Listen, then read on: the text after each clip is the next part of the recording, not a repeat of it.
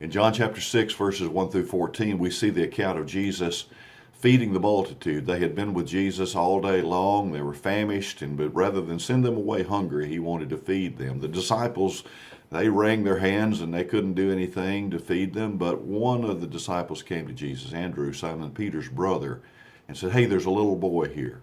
He's got 5 barley loaves and 2 fish. But what is this among so many?" Let me tell you how this little bit accomplished much on that day.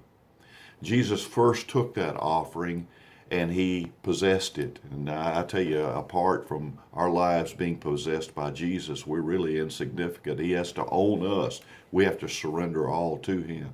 Secondly, he blessed the bread. He put something into that bread that made it significant, made it have the ability to multiply, and so that these 5,000 could be fed. Then he broke the bread. Until we surrender our lives to the Lord, we bring our broken lives to him, we can't accomplish very much in his hands. He takes us, he breaks us to show us who our master really is, who we need to listen to. And finally, he distributes the bread. He puts the bread to use.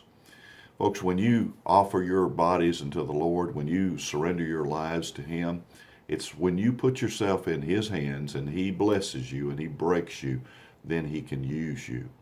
Paul wrote in Romans chapter 12 and verse 1, "Therefore I beseech you, brethren, by the mercies of God, that you present your bodies as a living and holy sacrifice, acceptable unto the Lord, which is your spiritual service of worship." That's when the Lord can use you. And so Jesus performs a miracle on that day. Have you seen any miracles here lately? Offer yourself to the Lord. Let him possess you. Let him bless you. Let him break you. Let him use you. You'll see a miracle today. Because, beloved, little is much when God is in it. God bless you.